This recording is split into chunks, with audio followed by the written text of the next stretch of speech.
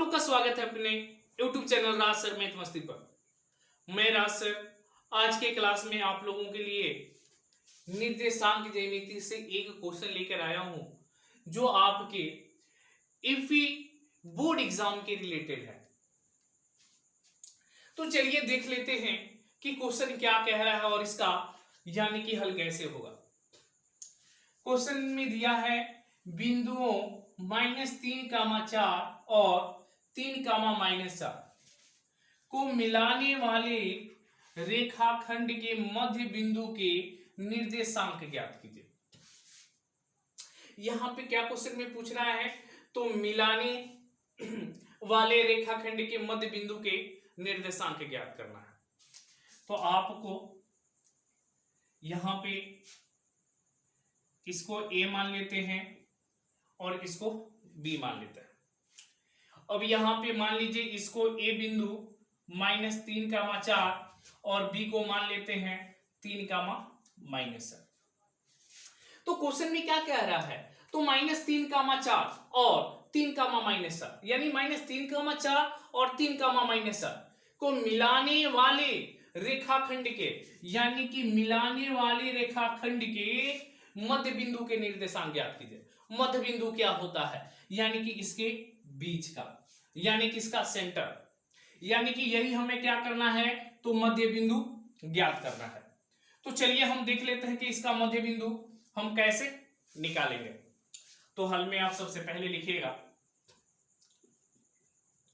दिए गए बिंदु।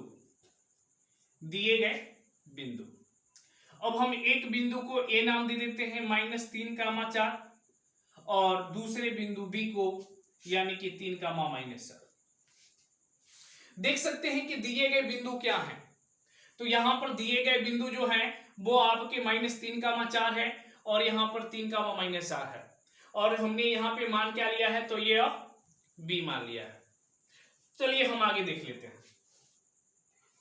अब इसके मानने का यानी कि प्रोसेस क्या होता है, तो ये ध्यान देंगे आप, यानी कि इसको हम x1 और इसको y1 मानते हैं और इसको x2, y2 मानते हैं। यहां पर देख सकते हैं x1 का मान -3, y1 का मान यानी कि 4, x2 का मान 3 और y2 का मान -4। तो इस तरीके से देख सकते हैं कि हमारा x1, y1, x2 और y2 का मान मिल चुका है। तो हमें यहां पे मध्य बिंदु के निर्देशांक बराबर सूत्र यूज कर देना है। तो यहां पर लिख लीजिए मध्य बिंदु के निर्देशांक क्या होता है, मध्य बिंदु के निर्देशांक बराबर, यानी कि यह होता है x1 + x2 बट्टे में 2, y1 + y2 बट्टे में 2। तो यही क्या होते हैं, तो मध्य बिंदु के निर्देशांक के सूत्र होते हैं। तो ये सूत्र बहुत कठिन नहीं है, बहुत सिंपल सूत्र है, आप इसको याद कर सकते हैं। आगे चलते देखते हैं।